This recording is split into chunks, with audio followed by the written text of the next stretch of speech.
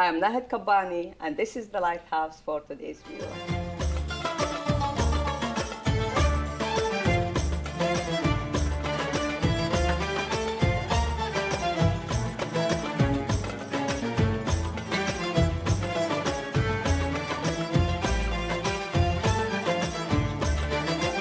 Welcome to our show. Today we have a unique program for you. We invite you to share with us an event, American Muslim for Palestine, at the day of Mother's Day as celebration, to share the news and talking about the situation in Palestine. It's remarking the 64 years of Al-Nakba, and here the hall is full of people, and I hope you will enjoy this event. بسم الله الرحمن الرحيم الحمد لله رب العالمين والصلاة والسلام على رسول الله وعلى أحسن أصحاب المرسلين سيدنا وحبيبنا محمد وعلى أهله وأصحابه وأزواجه إن الله سبحانه وتعالى. Bear witness there is no one worthy of worship except for Allah, that Muhammad is his final messenger. My name is Tawfiq Murar. I come to you on behalf of AMC Sacramento. The American Muslims for Palestine every year organizes an event, along with many other events. In the middle of May, we commemorate what started 64 years ago called Al-Nakba. Translated into the word in English, it means the catastrophe. The Palestinian cause has become the core and representative cause of injustice, oppression, and occupation throughout the world.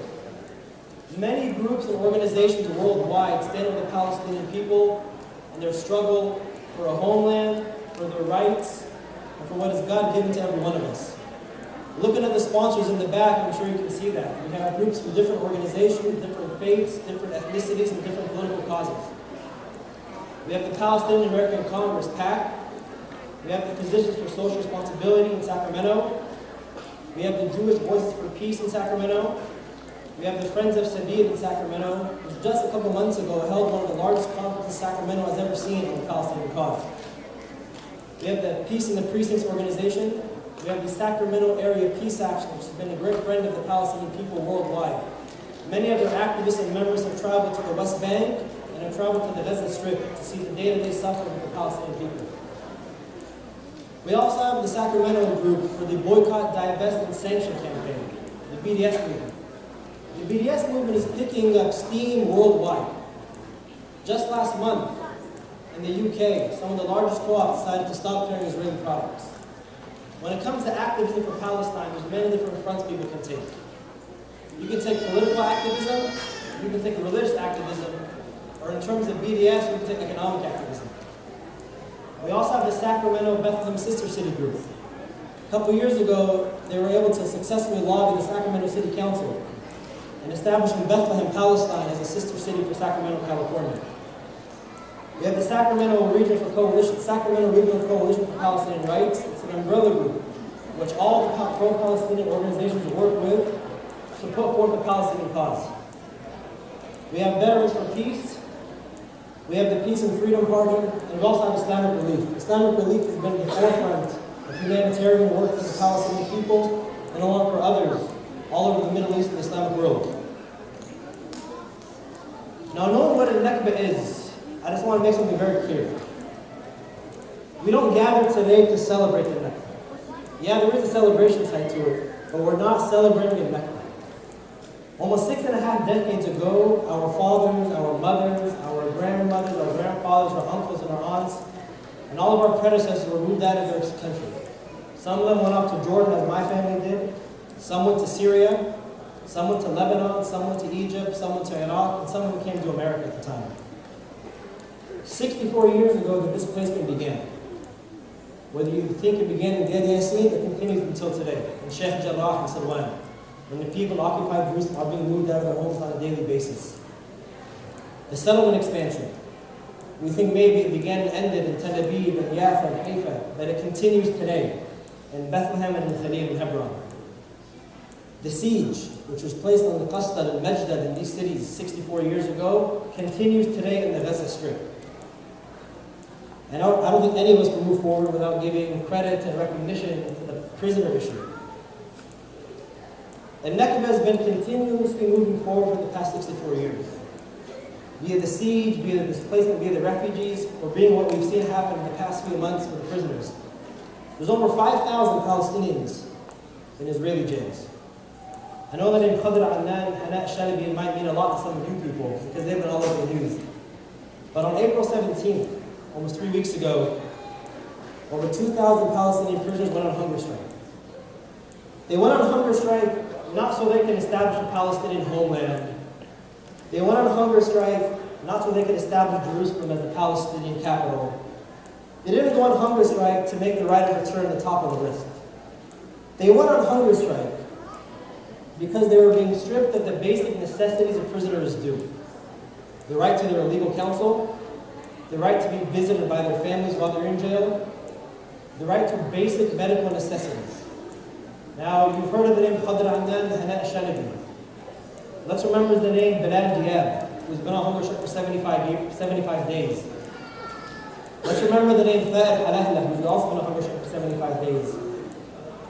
The name Hajj Ahmed Abu Ali, who was 73 years old. 73 years old, the age of my grandparents. He's been on hunger strike for over a month. And over 2,000 other Palestinian prisoners have been on hunger strike for over 3 weeks. I'm looking around in the crowd and I see many teens, many college-age students, and I can't bear but bring a quote to memory. Golda Meir was an Israeli prime minister. She is well known for doing many atrocious things. But there's one thing that she said over 40 years ago, which fails to resonate with anybody. She said, don't worry about the Palestinians. The old will die and the young will forget. She said the old will die, they're going to pass away in their graves, and the young will forget about this Palestinian cause. And as I look throughout the crowd today, and I look through all the events that the Sacramento area has done for the Palestinian cause, and I look all the organizations in America and worldwide, I can tell you that the young did not forget. Our slogan this year was Palestine, our identity, our future, moving forward. I can say from visiting many local college campuses on behalf of AMP, from going through college myself in America, through grad school and law school, the young will never forget Palestine. And looking throughout the crowd today, I can tell you that the vast majority of all of our volunteers who helped organize all of the events we've had over this past year have been teens and young adults. So with that forward, I want to bring it to your attention to say to all the elders out there, you don't lose hope. Because look at the generation that we have who's taken the charge of all these groups, be it PAC, AMP, Islamic Relief. The young will not forget this cause and it's stronger than ever. Now moving to today's event. We are commemorating in Nakba. We're reminding everybody what started 64 years ago and continues till today. We're also celebrating what has been said by many to be the most vibrant and ongoing culture the world has ever seen. The Palestinian culture and identity resonates with every single one of us. Be it our poetry, our art, our song and our dance, or the love for our cities, the Palestinian culture is why we're here today, to celebrate and recognize this culture. With that said, on behalf of AMP and all the other organizations, I thank you for attending. Before we delve into the program, again, I invite Brother Imran to the stage to do a short Quran recitation. Jazakallah khair, wassalamu alaikum. أعوذ بالله من الشيطان الرجيم بسم الله الرحمن الرحيم سبحان الذي أسرى بعبده ليلا من المسجد الحرام إلى المسجد الأقصى ويبشر المؤمنين الذين يعملون الصالحات أن لهم أجرا كبيرا صدق الله العظيم. Assalamu alaikum once again. This weekend is a weekend which is many chapters throughout the nation are doing programs on the Nakba cause. AMP, the American Muslim for Palestine, is organizing many of these events. We have with us today Awad Hamdan, who is the National Programs Director for AMP, He's going to come share a few words about what AMP does on a local and international level for the Palestinian cause. So please join me in welcoming. Assalamu alaikum. First of all, I'd like to begin by thanking all of the volunteers, the chapter, and the organizers for making such a successful event. It's very impressive, mashallah, to come and see so much of our heritage and our culture. So jazakumullahu khairan, may Allah subhanahu wa ta'ala reward you all. And to those of you who have taken the time out to attend today, to bring your families and your kids, thank you as well. Wa jazakumullahu khairan. Before I get into my talk, I would like to read a letter that was published a couple of days ago. It was sent by Tha'ar Halahla, who is a Palestinian political prisoner. He is approaching his 76th day of hunger strike. Tha'ar Halahla is a young Palestinian who has been in prison for political reasons, administrative detention, without any reason, without cause. And he wrote this letter to his 2-year-old daughter 2 days ago, and it was just translated and posted on the internet yesterday or today, I believe. So I would like to read it to all of you so you can know what is going on with the Palestinian the political prisoner hunger strike, and what their feelings are like. The title is "So that the occupier will never kidnap me again from you." And this is again a letter from Tha'ar Halahla, who is approaching his 76th day without charge at all. His daughter's name is Lamar. It begins, "My beloved Lamar, forgive me because the occupation took me away from you and took away from me the pleasure of witnessing my firstborn child that I have always prayed to God to see, to kiss, to be happy with. It is not your fault. This is our destiny as Palestinian people, to have our lives and the lives of our children taken away from us, to be apart from each other and to have a miserable life. Nothing is complete in our lives because of this unjust occupation that is lurking on every corner. That is lurking on every corner of our lives, turning it into eeriness, a continuous pursuit and torture.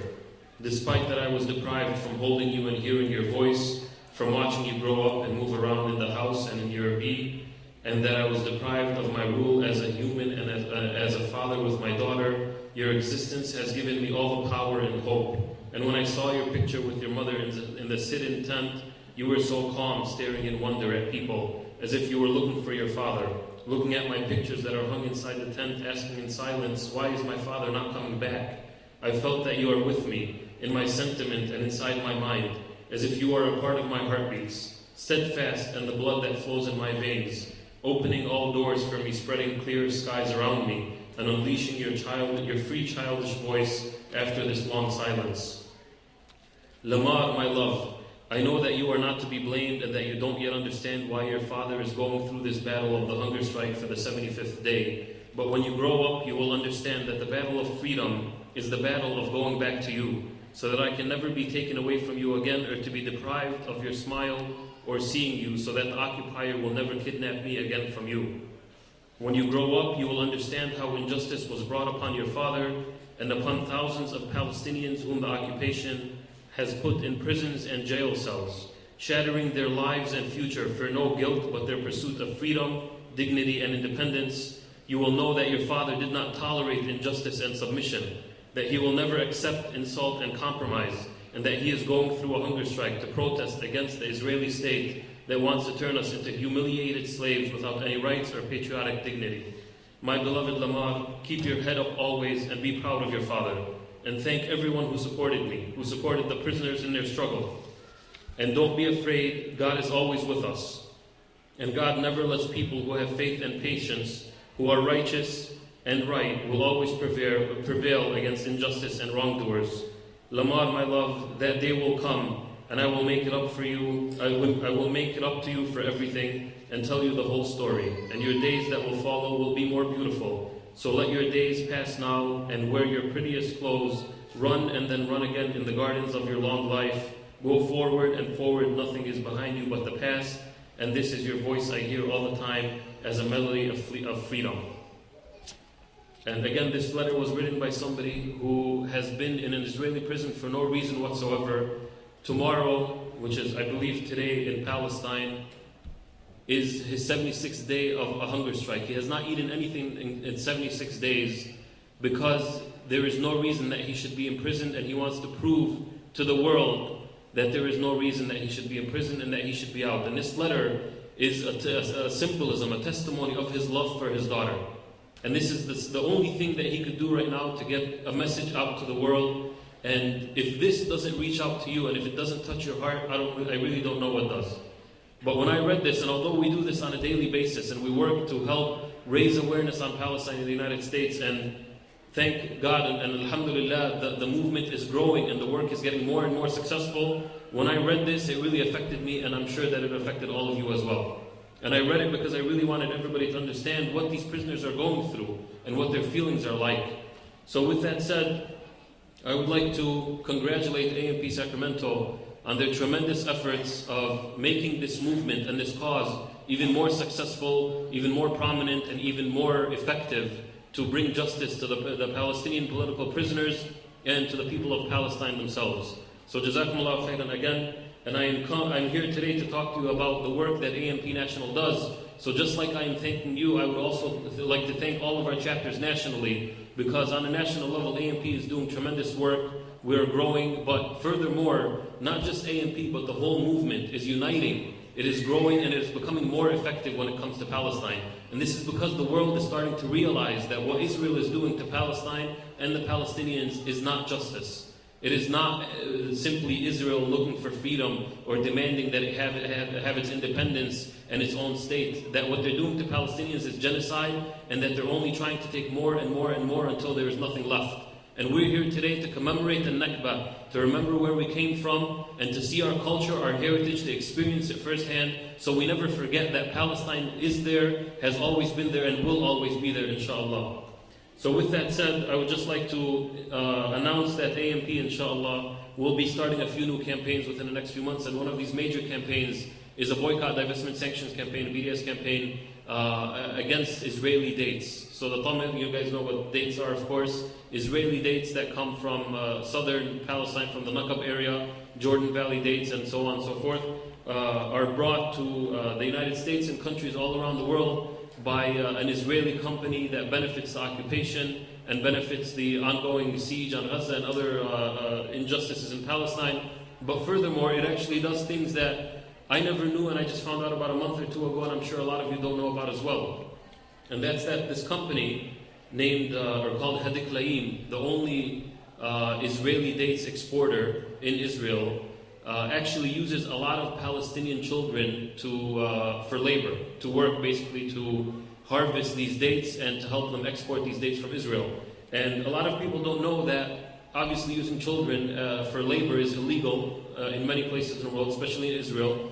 A lot of companies in the United States don't know this, so our job is to raise awareness on this, inshallah.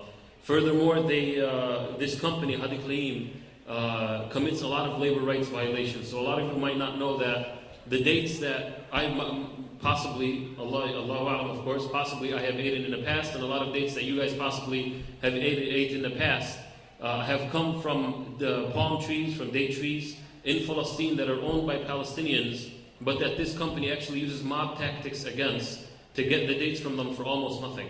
So we'll be raising awareness on this as well, inshallah. And the last point that I'd like to make is that this company commits human rights violations and labor rights violations by taking Palestinians, grown Palestinian men, and sometimes children, putting them on the top of these palm trees, these date trees, from the morning until the night, because it's cheaper for them to put somebody on the top and to let them harvest these dates and throw the dates down to the bottom of the tree from the morning until the night, and not bring them down for breaks in the middle of the day or for lunch or dinner or to use the restroom or anything else. They literally put them on the top of this palm tree from the morning until the night, from sun up until sundown, to harvest these dates just because it's cheaper for them. And if they fall and die, if they fall and get injured, if something happens to them, they don't take them to a hospital, they don't take them to their home. They actually take them, they pick them up, they put them at the closest checkpoint, and they let them fend for themselves.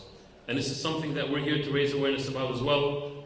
So keeping in mind the history of Palestine, what happened during the Nakba and what is still happening, what our brother Tawfiq mentioned in his opening, everything, all the atrocities, the injustices that are going on in Palestine with what started around the time of the Nakba and is still going on today, we will be raising awareness on it, inshallah. We will continue to raise awareness on it until the media starts paying attention, and that's full attention, of course, until our government, our administration begins paying attention and demanding justice, and until Israel puts an end to these injustices as well, inshallah. So again, I would like to thank the chapter and all of you for attending, for organizing this event. I have to say that I'm very, very impressed, mashallah. I've been to a lot of events in the last 3 or 4 years with AMP, and this is one of the nicest, most beneficial educational events that we really need to bring more of our family, friends, and children to, because it will benefit everybody, inshallah. So again, jazakumullahu khairan. I'm happy to see everybody here. Wassalamu alaikum. Thank you, Brother Awad, for those very thoughtful and educating words. As I mentioned earlier, the occupation tries to drive everything out of the Palestinian identity, be it our homeland, our education, or our culture. Part of that culture is literary, artistic, and also includes a little song and dance. So at this point, I'd like to welcome to the stage the Batiste Debka group. They came all the way from Seattle, Washington to join us today. We'll have 3 performances tonight, and this is the first of the 3. So please join me in welcoming them to the stage, along with their dance.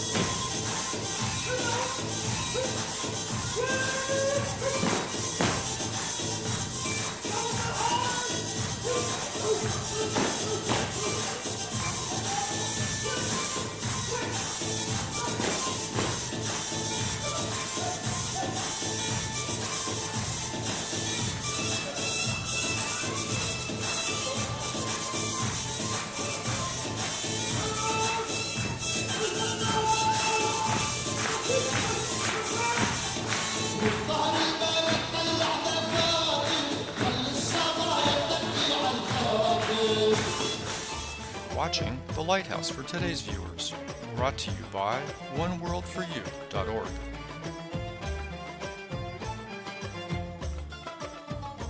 We have visiting us from Chicago, Thad Ahmed from AMP's chapter in Chicago, Illinois.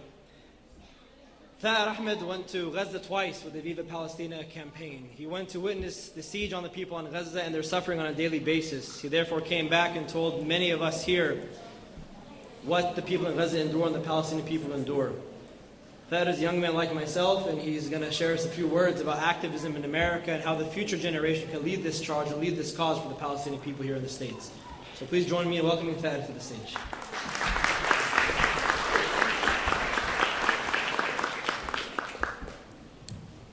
Assalamu alaikum. Alhamdulillah wa salatu wa salamu ala rasulillah. I begin this talk by asking what more can be said about the catastrophe that struck our people 64 years ago. What more can be said that we haven't already said? What more can be shared that we don't already know? The occupier is still occupying. The oppressor is still oppressing. And many generations have come and gone, and they have sacrificed, and they have resisted, and they have been killed, and they have been arrested, and they have been beaten, just in an attempt to get a people to submit. As Tawfiq mentioned in his opening, as a people, the Palestinians are scattered all over the world. Many in the surrounding areas and many afar, like many of us here in the States. What was a tragic moment in history is slowly but surely transforming into just a tragedy that follows the people around. It has followed us for more than half of a century. In fact, the late poet Mahmoud Darwish, he actually said an extended present. He described the Nakba, the catastrophe, as an extended present that promises to continue into the future. The people, a lot of the refugees who went to Lebanon, for example, or to Jordan, or to Syria, they were hesitant to call it the Nakba. They were hesitant to say that this was a catastrophe because there was a permanent connotation that surrounded it. When you labeled it that way, when you gave it that phrase, it implied that this was something permanent, that there would be no return. So they didn't want to say that. They didn't necessarily want to call it this. But like I said, many generations came and they left. And we're still in the same predicament. The occupier is still occupying, and the oppressor is still oppressing. Right now, at this moment, in this day, there are several issues that surround us, that plague the Palestinian people. The struggle continues. If as Awad mentioned, the hunger strikers, Awad and Tawfiq mentioned the hunger strikers, but also very recently, there was a mention of, in the summer, there's expected to be power outages across occupied Palestine, in Israel. There's supposed to be power outages this summer. And the Environment Protection Minister of Israel came out and said, well, if there's going to be power outages and we have to cut power, the first place we should cut power is in Gaza. We got to protect our own people first. We got to cut the power to Gaza. Because 4.5% of electricity in Israel is exported to Gaza, as I'm sure you're aware of the siege that plagues them. So the idea is to cut power there. Also, in the West Bank, actually, in Khalil, there is a school, an elementary school, the only school within a 20-kilometer radius that the children can go to and receive a proper education, with an ordinance that was announced a week ago, is supposed to be demolished. That, along with any buildings or residential homes, anything that surrounds it, it's all supposed to be demolished soon. This was actually they tried to do this several years ago, but the people in Khalil were able to stop it. They were able to get an injunction. But very recently, they ignored the injunction and they stopped teachers from getting to the school. In an effort to teach the children, the teachers started riding donkeys just to get to the school, trying to avoid them somehow. And they were even able to stop that. What the Palestinian people will do in light of these struggles, the perseverance of the people in Gaza, and the resistance of the people in Khalil, that marks exactly what I'd like to share with you, what I'd like to talk about today. That despite this being a catastrophe, despite so many people having come and gone, so many people having resisted this, struggled against this, refusing to accept an occupation, refusing to accept an oppressor, that this is where we continue their struggle and we learn from that. It's not just a catastrophe. It's not just a hopeless cause. But it's our fight for freedom. And it's an honorable cause. It's our resistance. There's nothing more honorable than defending the children, the future. Than fighting, than trying to get children an education. That's how you resist your oppressor. That when he says no, you don't just accept. And it's something the Palestinian people have been doing for the past 64 years. They have refused submission and proven a worthy adversary to the Israeli occupation. I just want to mention a few points here. And that if we can continue to uphold the legacy that the generations before us maintained, that the hunger strikers now, the legacy that they established, it's about learning our history. It's about understanding it. When you see the DEPCA group come out and they're trying to preserve the culture, we're trying to maintain our culture within our children, even though we're thousands of miles away, that this is a part of the struggle, that this is a part of the resistance. If we organize, if we contribute, chapters in Sacramento like AMP and in Chicago, when they call for protests or they call for action events, if we respond aggressively and enthusiastically, that this is a part of the resistance, that this is a part of the struggle for freedom, that we can contribute to it.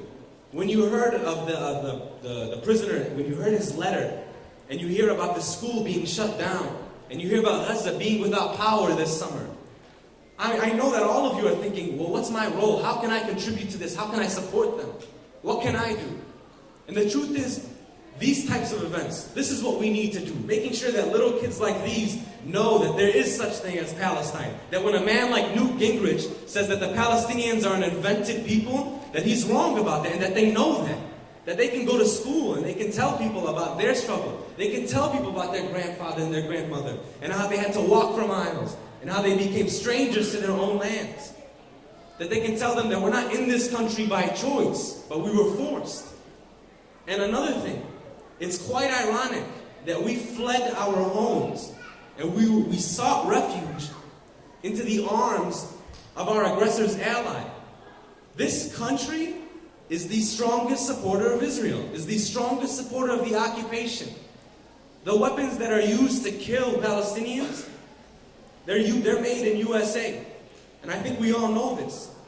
And that's where we come in, that's where we step in. It's not a coincidence that we're here. In fact, we need to take advantage of this. We need to take advantage of this opportunity and voice our concern.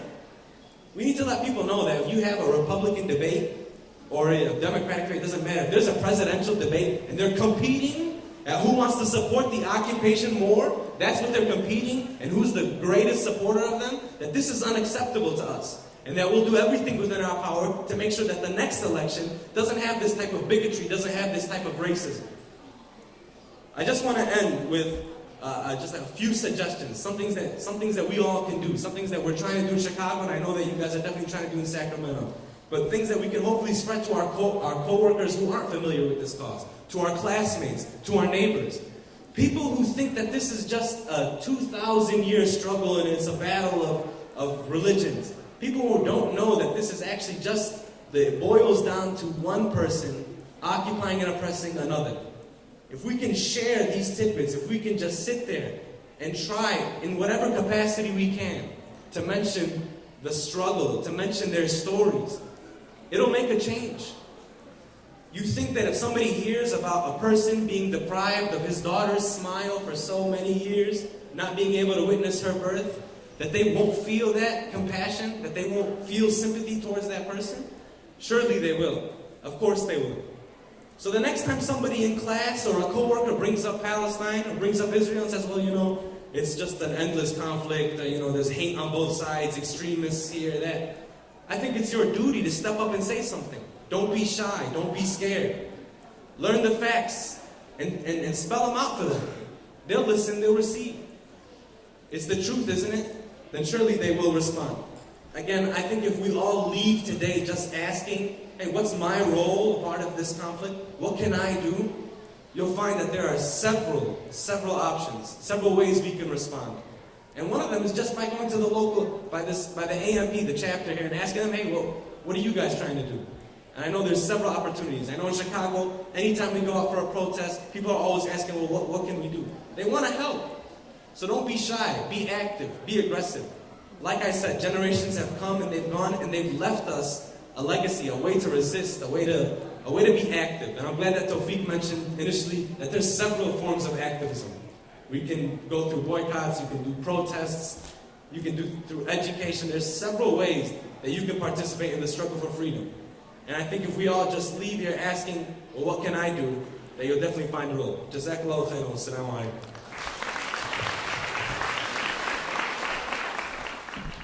Thank you, Brother Thad, for those great words and reminders. Before we move forward next in the program, I actually want to touch base on what Thad mentioned. We have many college campuses in Northern California, be it UC Berkeley in the Bay Area or USF, be it Sac State, or be it UC Davis. We know that our students at these college campuses are raising the Palestinian flag high and continuing with the struggle. A couple of months ago in UC Davis, a lobby organization brought some Israeli soldiers to speak. And you could just imagine what happens to the students when they witness Israeli soldiers who took part in serving in the Israeli Defense Forces during the Intifada al-Aqsa years ago, and they came to try to justify the killing of thousands of Palestinian civilians. They stood firm in Davis, and they went at these soldiers, and they asked them questions these soldiers could not answer. And instead of the UC administration engaging those students and thanking them for taking part in political discourse, there was an attempt from all sides to shut down the Students for Justice in Palestine, sanction the MSA, as what happened in Irvine a couple years ago. And I'm proud to say that we have some members of the UC Davis SJP here today, and that our cause is active on college campuses just as it is active everywhere else. So join me in recognizing the SJP UC Davis members here today who are raising the Palestinian flag high.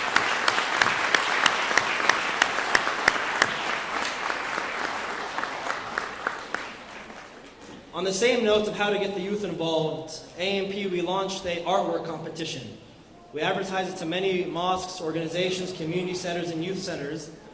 And many children, dozens of them, actually set forth artwork as to what the Nakba means to them. What is the dream that they saw shattered 64 years ago, and what is the Palestinian struggle and how they're going to fix it? So I'm going to invite Sister Nawal Hassoun to the stage along with Dr. Hatem Bazian, and they're going to present the winners of these art contests. So please join me in welcoming them. Assalamu alaikum. I have to say that everybody that submitted did a wonderful job. It was really hard. We were out there for like 20 minutes trying to decide which one to choose. But mashallah, you guys did wonderful. There's two separate contests, one for the older kids from 13 to 18, and then one for the younger ones, 8 to 12.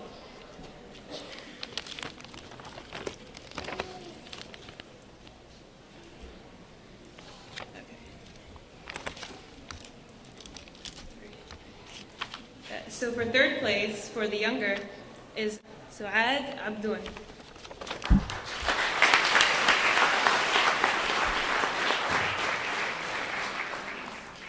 Suad.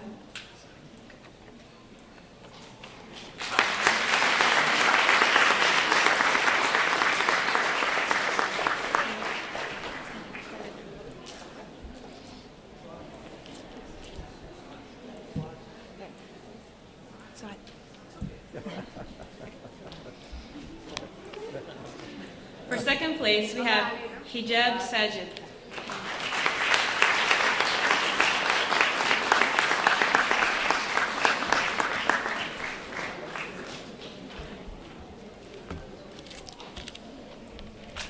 For first place, we have Muhammad Mikbad.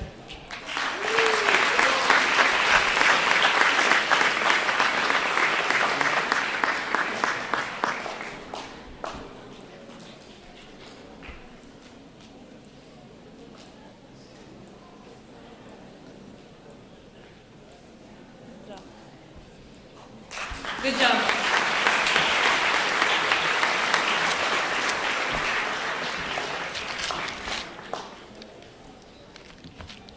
For the older age group, we had around 12 submissions, and it was really hard to decide. But for third place, we chose Amina Shahid.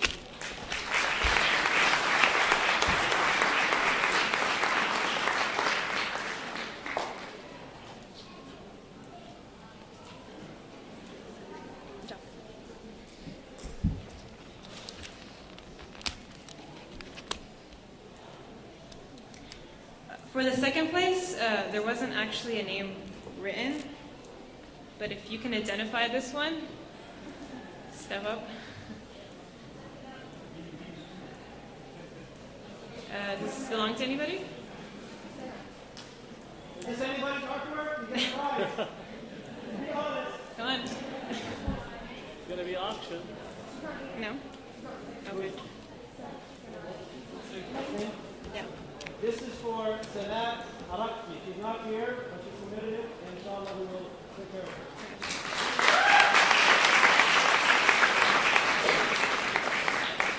And for first place, we have Yasmin El Sayed.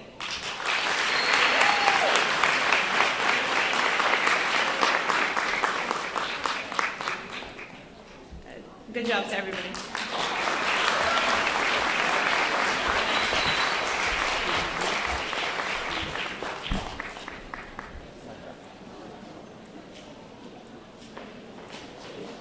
oneworldforyou.org, promoting cultural understanding through the media.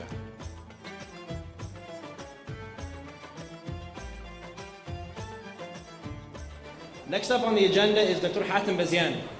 Dr. Hatem is no stranger to our community or the American Palestinian, pro-Palestinian community throughout the country and throughout the world.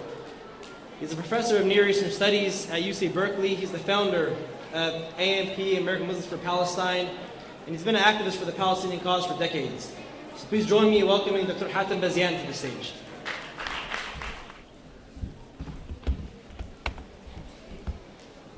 السلام عليكم ورحمة الله وبركاته. بسم الله الرحمن الرحيم والصلاة والسلام على خير المرسلين وعلى آله وصحبه أجمعين. It's a pleasure to be back here in Sacramento, a place that has some dear friends and dear memories in here. It's a place that I like to visit often, and the effort in here has been going on for many years. Maybe not under AMP, but many of the brothers and sisters who have been working in Sacramento for a long time have maintained the spark for Palestine active and alive. And now we're working again to reignite the work for Palestine, not only in Sacramento, but across the country. Now, this is the 64th year of Al-Nakba. And I know that the Nakba has been a traumatic event in the history of Palestine, because at the time of the Nakba, close to 750,000 Palestinians were forcibly expelled from their homes, from their lands, from their properties. 8 urban centers completely emptied from their population. Almost 530 villages completely razed to the ground, and the population also expelled. And yesterday, if some of you were watching a documentary on Al Jazeera that actually looked at how the Israeli government at the time, after expelling the Palestinians, had teams that went and confiscated books. And those books became part of putting the shelves and making the libraries for many of the Israeli universities and the archives. Some of these volumes that were taken from Palestinian homes and cities numbered in the 10 and 20,000 from each city and town.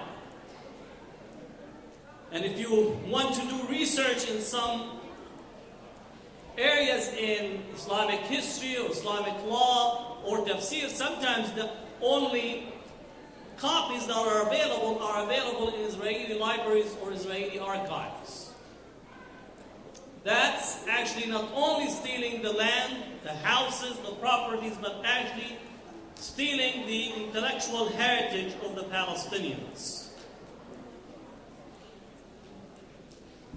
When we think of 8 urban centers, just think of Sacramento as an urban center, completely emptied from its population. Every house, every school, every business, every bank, every tree and an individual that attends to that tree, all was emptied, and the Israeli state took over that property.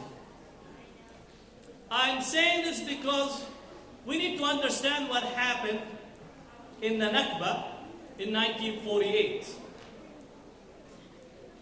Because at the time it was said that a land without a people for a people without a land. This means that the Israeli government that emerged wanted to make sure that it emptied the land from its population so that you will have a land without a people. Because Palestine has been inhabited from the earliest periods in history. And anyone that had read any of the history recognize that Palestine is one of the places where civilization have developed, where early writing developed, where agricultural settlements that developed into small towns, and the earliest town that is recorded in human history is Jericho. So it's a place that has a very rich and deep history, and it actually could be reflected in the dresses that Palestinians make and wear, because it reflects that interconnectedness between history, culture, and the land. We said 750,000 Palestinians were expelled, 8 urban centers, 530 villages razed to the ground. Bank accounts were confiscated. Orchards and farms were confiscated. And on top of this, the Jewish refugees that were brought from Europe were given these properties and lands. And therefore, it's often you have somebody that's speaking on behalf of Israel said that Israel made the desert bloom. Israel made the desert bloom. And I wanted always to ask the question, I always ask the question, since when did Palestine was a desert for Israel to come and make it bloom? This is the land that is described in the biblical text, the land of milk and honey. And from the time of Jesus up to 1948, there was no major disaster that turned Palestine into a desert. What was more interesting is that during the Irish famine, the Irish potato famine, where we had large immigration of Irish into America, what we have on the record is that the Palestinians from Palestine sent ships with food aid to the Irish, meaning that this is a place that had agriculture and had plenty even to assist Ireland at the time during the Irish famine.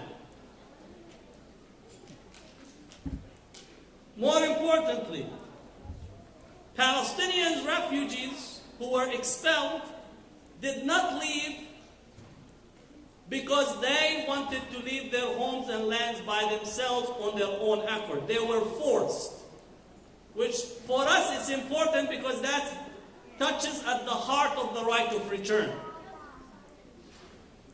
Because the Israeli propaganda, and if you pick any book that is written from Israeli propagandists, it says that the Palestinians left their homes and lands on their own, and more so that the Arab leaders asked them to leave, so the Arab leaders will come and throw the Jews to the sea.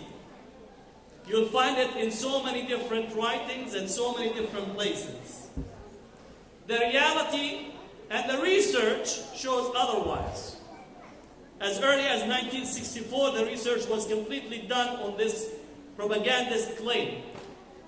Erskine B. Childers from the Spectator magazine in England actually went into Israel and said, show us the evidence of Arab leaders calling on the Palestinians to leave. The Israelis could not produce a shred of evidence. Not a single Arab leader broadcast was documented. Walid al-Khalidi also wrote about it in Palestine from Haven to Conquest. Likewise, not a shred of evidence for anything relating to Arab leaders calling the Palestinians to leave. What we have in evidence is actually the Arab leaders telling the Palestinians to stay where they are. Don't leave. We can't take care of you. But it was convenient for Israel to expel the Palestinians and then to blame the victim, the fact that they were victimized. And absolve Israel of the responsibility of actually systematically expelling the Palestinians, which means it was deliberate, systematic, and had decision-making at the highest level of the Israeli government. And that's what Ilan Pape, in his book, Palestine, Ethnic Cleansing of Palestine, documented to show that at the kitchen table, decision-making group around Ben Gurion, they had the systematic plan to expel the Palestinians from all the areas that was designated to them by the United Nations in 1947.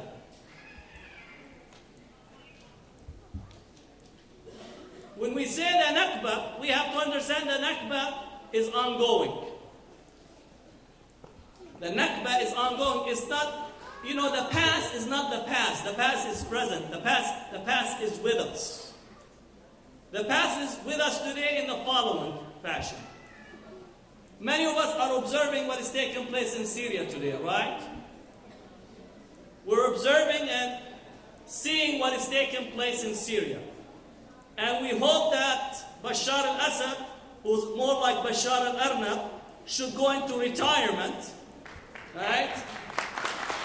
For those who don't know Arabic, Bashar al-Assad meaning Bashar the lion, and I said he's more like Bashar the rabbit, right? I said they got speed his retirement, and maybe the Saudis will take him for retirement. Seems that any dysfunctional dictator ends up in Saudi Arabia, maybe for them to absolve themselves by doing Hajj on a daily basis. But what I wanted to point why the Nakba continues, there's a large Palestinian population in Syria. And they are caught between a rock and a hard place. They're being asked to join the revolution, and at the same time, Bashar al-Assad and his regime are putting pressure on them, using them as bargaining chip with other parts of the Palestinian community. The fact that they are being under pressure, the fact that they are in Syria, demonstrates that the Nakba did not end. The Nakba continues. Because the fact that they are in Syria subject to that type of pressure and manipulation demonstrate this fact. More so earlier, many of us lived through the Lebanese Civil War. Part of the Lebanese Civil War was centered on the presence of the Palestinians in Lebanon and the possibility that they would change the demographics in Lebanon between Sunni, Shia, and Christian. And we all remember when the father of Bashar al-Assad, Hafiz al-Assad, entered into Lebanon and facilitated the massacre in Tal al-Za'atar. This is before the massacres that were carried out by the Israelis and the Phalangists during the end of the Civil War. The fact that they were subject to this demonstrates to us that the Nakba is with us and continues. More so, many of us protested the situation and the attack on Gaza. Gaza is one of the oldest cities and trading posts in history. It actually has a 3,000 years history of trade and caravan stopping in Gaza. Even the great-grandfather of the Prophet, Muhammad, peace be upon him, is buried in Gaza. That's why one of the titles for Gaza is Gazat Hashim, meaning because he's buried there. Caravans used to come all the way from India, stop in Yemen, go up the north, hugging the Red Sea coast, and stop in Gaza. And some will go up and hug the Mediterranean to go to Europe, and some go into North Africa. In 1948, Gaza's population was between 35,000 to 50,000. That's it. 90% of the Gaza population today are Palestinians who were expelled from the southern coastal towns and villages by Israel and placed in Gaza. Not only this, the Israelis have managed to take their water, because for so many years the settlements that were built, they took much of their agricultural land, and the attacks that took place 3 years ago is only a continuation of the Nakba, because all of the people of Gaza who are living there as refugees, they see their lands, their homes, their properties, their villages, their orchards, all those are still there, and the Israeli government, who handed these properties to some of the refugees that they brought, demonstrate for us that the Nakba did not end, the Nakba continues. And when we think of the role that Egypt played, and especially Hosni Mubarak, right? And in Arabic we say, Ism laysa ala musamma, right? When you have a good name, we say Ism ala musamma, because your name reflects your reality. For Hosni Mubarak, we say his name does not represent his reality. It's a name that does not reflect what he is about. His participation in the siege on Gaza, and the fact that Egypt was negotiating the Palestinian rights away just for Jamal, the son of Mubarak, to inherit the seat of his father, because he needed American acceptance and a lack of Israeli veto for Jamal to inherit that position. And you need to reflect a little bit on a longer sense. Mubarak, who built and helped build the steel wall underground to prevent the Palestinians from digging tunnels to get food, ended up in a small steel cage himself.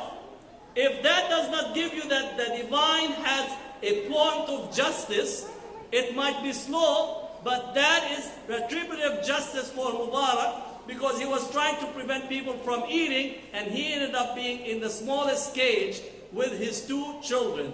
That should be a reflection for us.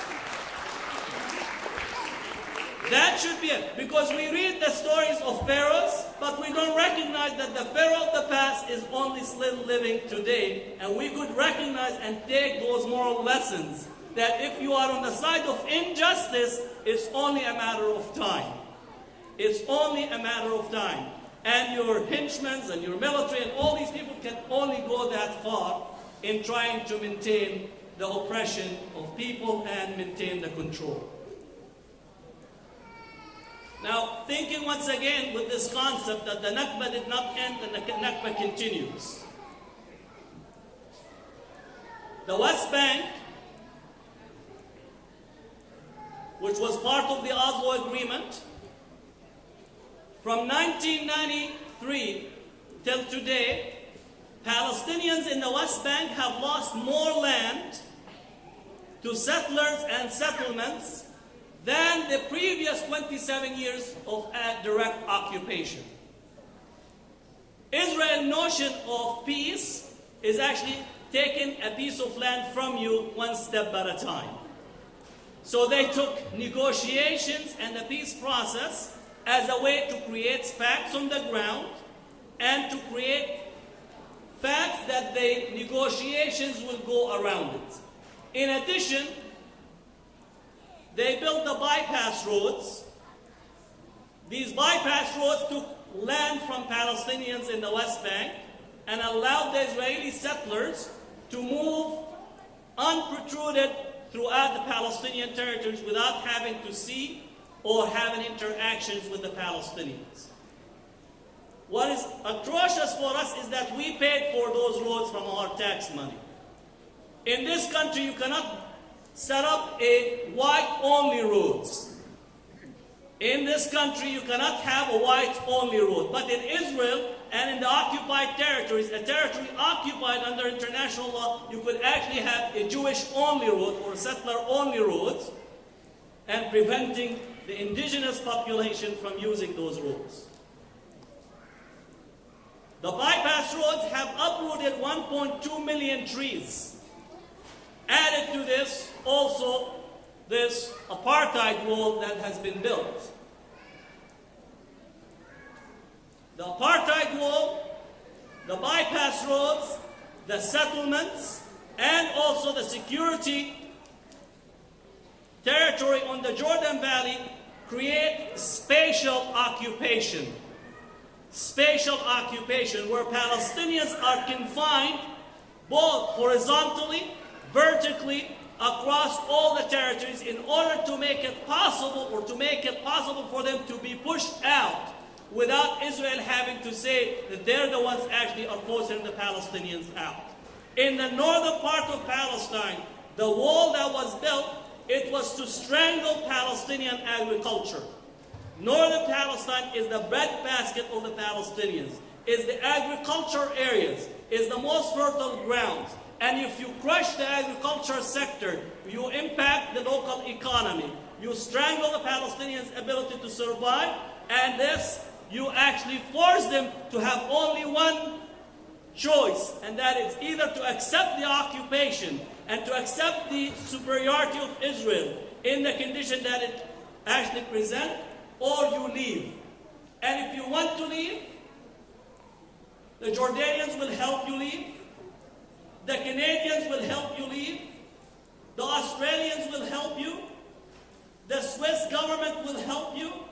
And the United States will help you. This is actually where the so-called multilateral negotiations on refugees, all these countries that are hypocrites of international law are sitting on the table to try to ease the pressure from Israel by accepting Palestinian refugees into the US, into Switzerland, into the different countries, because if we can remove them from the areas that are in Palestine and around Palestine, then we could alleviate the problem from Israel, and we could alleviate the problem of the right of return.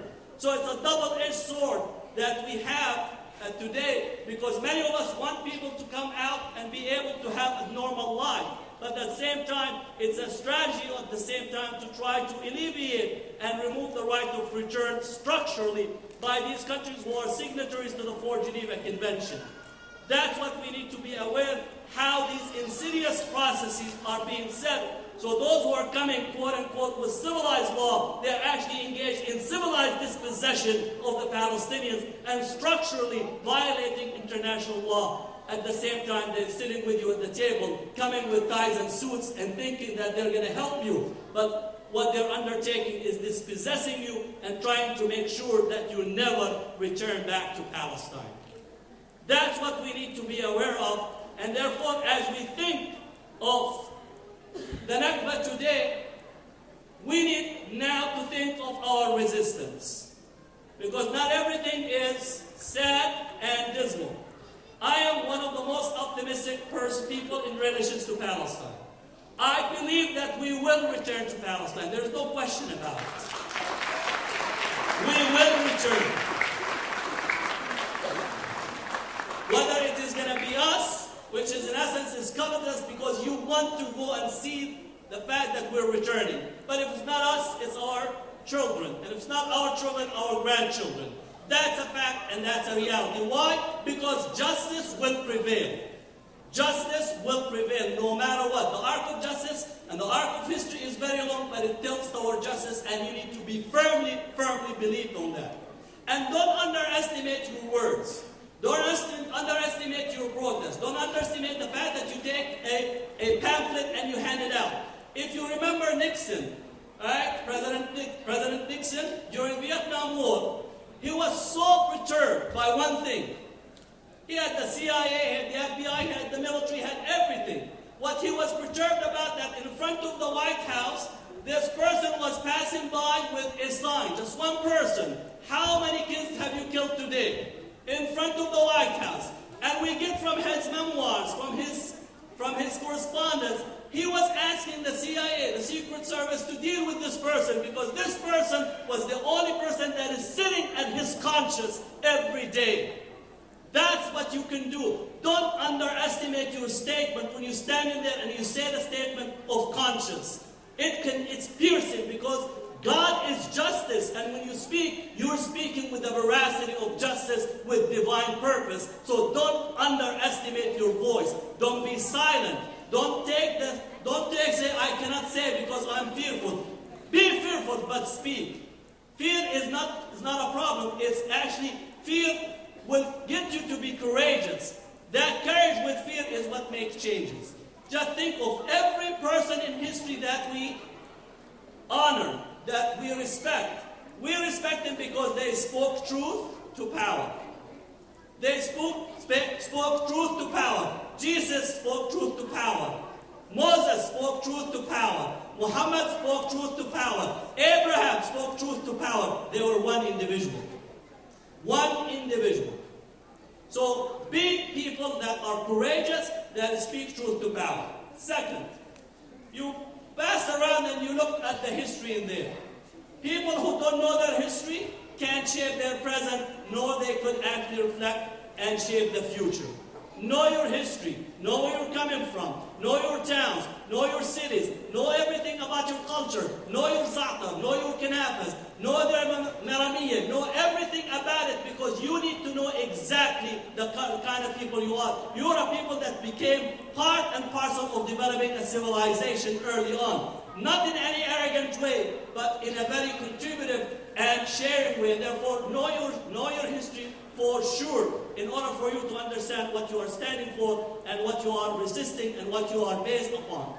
Otherwise, you will be a person that the wind can take one way or the other, and you will not be a person of meaning or fortitude.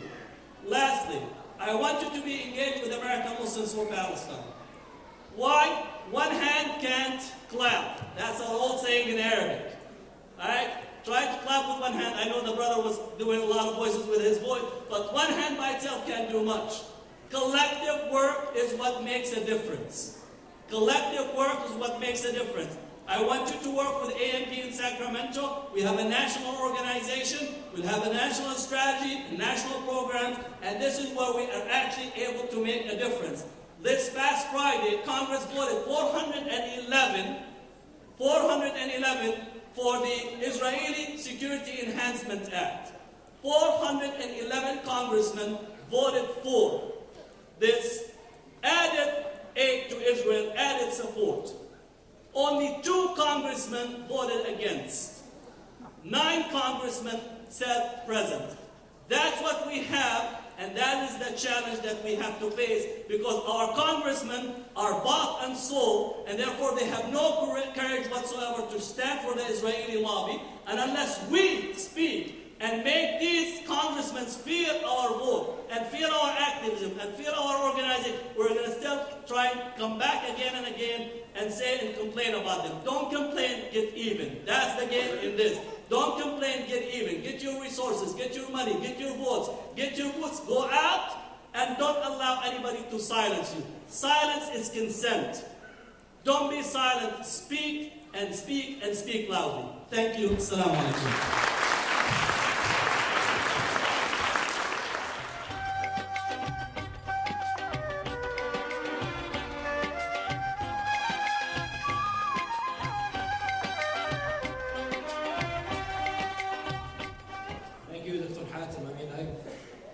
For over 15 years, I've listened to Dr. Hatem speak of the Palestinian cause, and every time I listen to him, you learn more and more. So I'll thank him again. Another round of applause for Dr. Hatem Bazian. At this point, I'd like to welcome back to the stage the Batis Debka group. Let's give them all our attention for another performance, inshallah. Assalamu alaikum. Before we get to the final and last thing on the program, we have a couple of announcements, inshallah, I would like to make. First, there is an Islamic Relief fundraiser next Saturday, the 19th, in the Laguna Town Hall for Pakistan.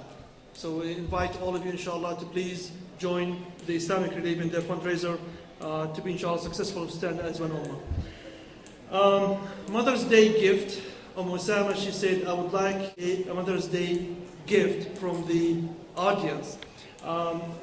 She brought Access Sacramento TV to cover the event, and she also brought with her a couple of interesting programs. One of them is an event, and I have flyers here. You can talk to Osama right here, sitting in front. Talks about what is Access Sacramento and how could you be engaged with the TV and the media. And this is a unique opportunity for the local Sacramento living in this area, because we have Osama and we have Access Sacramento, who has been always covering our events. So please take advantage of this program. Come and attend on June, understand what is Access, and maybe you could engage and find a click where you could probably start documenting and working for the cause from a different aspect, different angle, which is the TV and the media. And the second one is you can actually get certified. So for literally cheap, $100 or so, you can get courses, and then eventually you become certified to do this job, which is professionally done, and you can document and help the cause locally in your area, documenting, posting online and on TV. So these are really unique. Would like it's a call out for the young, the youth to come and engage with us. We need you to become the next media advocates for Palestine, inshallah. Before the end, after we end, inshallah, check the exhibit. There is some sweets available. There is the AMP pamphlets that we have plenty of material that you can take with you, so you can educate your family, your friends, and you can have them ready when you need, so you can use them for Palestine. And also there are some maps for Palestine available for you guys to take with you home, inshallah. And with this, I would like to call our Debka team. My name is Omar Sarhan. I'm with Batista Debka Group. We're here from Seattle, Washington. We got invited to this beautiful event, and it's amazing to see so many Arabs come together for an event to represent Palestine and to bring the culture back for future generations. And just seeing the back there, like, I really want to go back and take a tour of the country, but I just had a tour in 20 minutes of everywhere in Palestine, so I felt like I'm at home. So I really appreciate you guys having this event, and inshallah I can continue to grow next year and have inshallah in Seattle in the future. In terms of our group, you can find us on facebook.com/SeattleDebka, DABKE. That's facebook.com/SeattleDebka. If you're on Twitter, it's @SeattleDebka. And we post regularly. You'll see pictures, you'll see videos and events. So please, get to know the team, inshallah. And we named the team Batiste because there was a gentleman named Omar Batiste in Seattle, and his dream was to bring the Palestinian kids together to learn Debka. And he wasn't even Palestinian, he was African American. And he went overseas, he learned how to do Debka, and he wanted to bring Debka back for the future. So, Allah yarhamu, he passed away last year, and that's when he started this group. We brought the kids together to make the team in his honor and for Palestine and for the sake of Allah subhanahu wa ta'ala. So we'll have one more performance, and thank you so much for your time.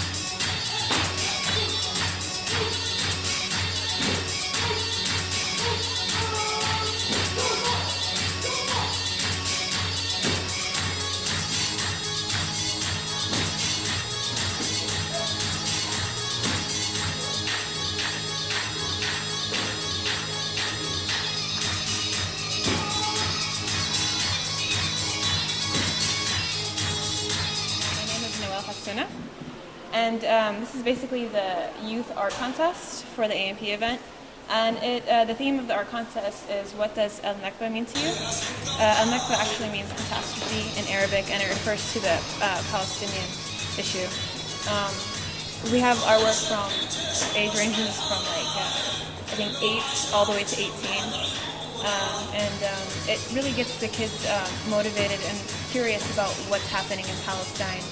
And by doing this, it really sparks interest, and it shows a greater side of our youth in the community.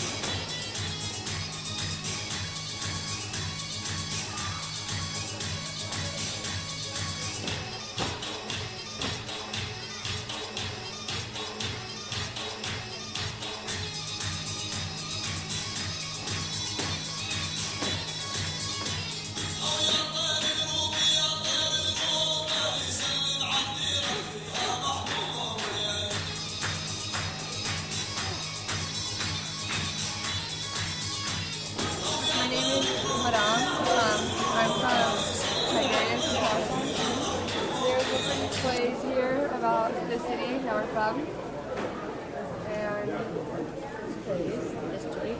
There's history, pictures, the captions all around, posters, and Okay. We made displays. Here's the posters about the city. Here's the time of the occupations, the population, some information about also the small villages or cities around, including in this district. And here's some images. Most of them are very old, before the 1948, including the people, how they were living, about the houses, and some of them it's about the major attractions in the city. We added some poems here also.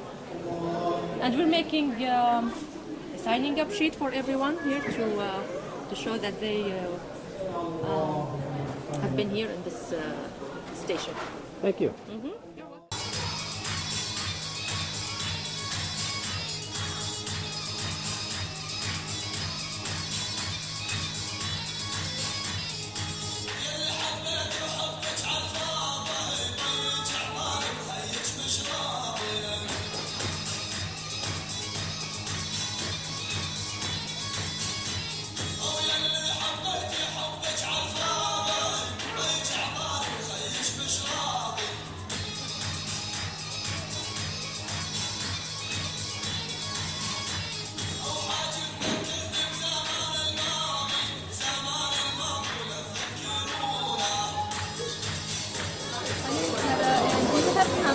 Nablus, Palestine. Nablus is an industrial district of Palestine.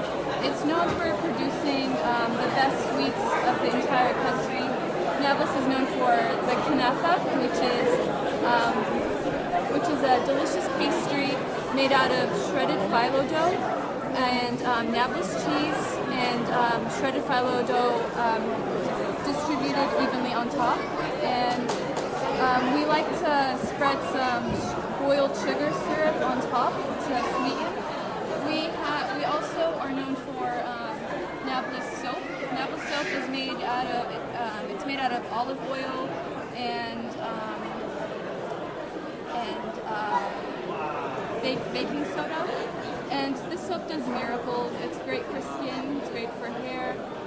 Women back in the days used to use it as cleaning products.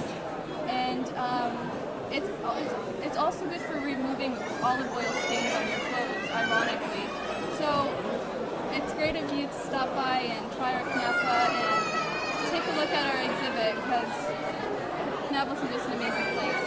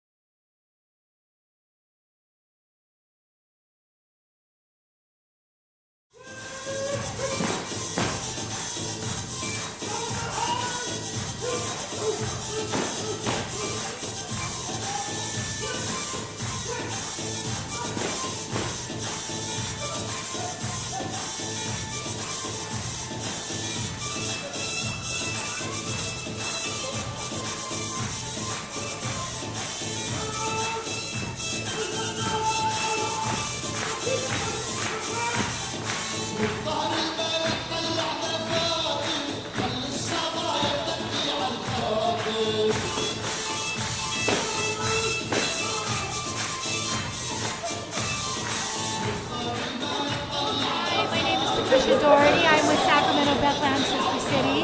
We're happy to be here at the Nakba commemoration. What we have here, you know, Sacramento is Bethlehem is its 9th sister city and the first in the Arab world. We have been sister cities for 2 years now, and this board shows some of the activities that we've done, some of the projects we've been involved in. This is some artwork that comes from artists in Bethlehem. This artwork was displayed at the Access Gallery in May of 2009. And we've had volunteers going to Bethlehem to work with children in the refugee camps, also to help with swimming, and also with our project, one of our partners is the Keep Hope Alive Olive Tree Project. And that moves on to one of the things we've had delegations going from Sacramento to Bethlehem to take part in the olive harvest. This year we'll be going again in October. And so we invite people to come along on that tour. It's a great tour. It's going to be 2 weeks long. We spend half of that time in the Bethlehem area, and then we'll also travel throughout the West Bank and into areas of in Israel, into Palestinian areas in Israel.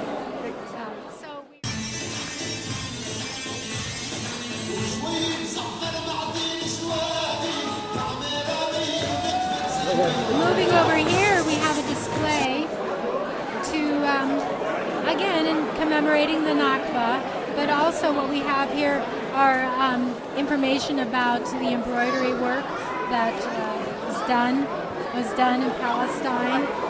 This book shows embroidery work broken down into districts and areas of Palestine.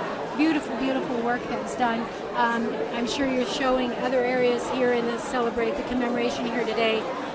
Women wearing the thobes, so you can see them today, but in this book we're showing samples of what was done in the past.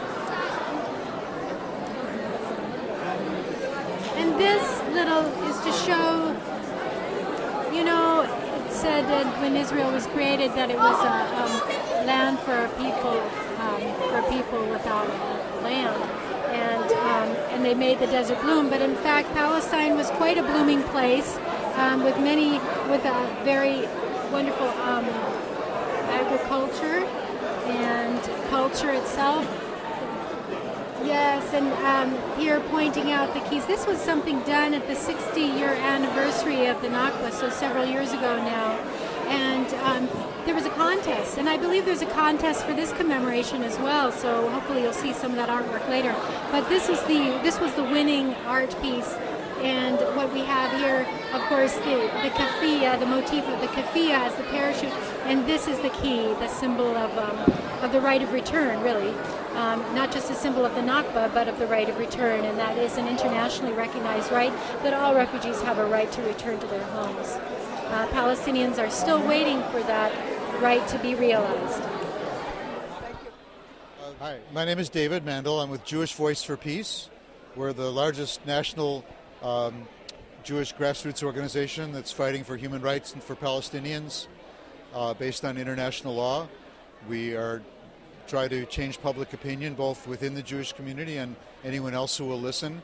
The goal is to change U.S. policy to stop supporting the occupation and to support freedom and justice for Palestinians together with Israelis. So the biggest thing we're involved in right now is a campaign to try to get TIAA CREF, which is a large pension fund that serves universities and a lot of nonprofit organizations, to get them to divest from companies that are profiting in a serious, significant way from the Israeli occupation. And that would be Caterpillar, Veolia, Elbit, Hewlett-Packard, Motorola, and there's actually 6, and I don't remember the other one offhand. But we're trying to get people to sign our petition for that. It's right here.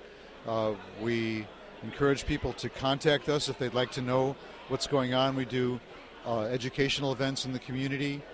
We join with our Palestinian friends at events like this, and we are would love to have more members, more supporting members, more active members, more supporters, Jewish or non-Jewish.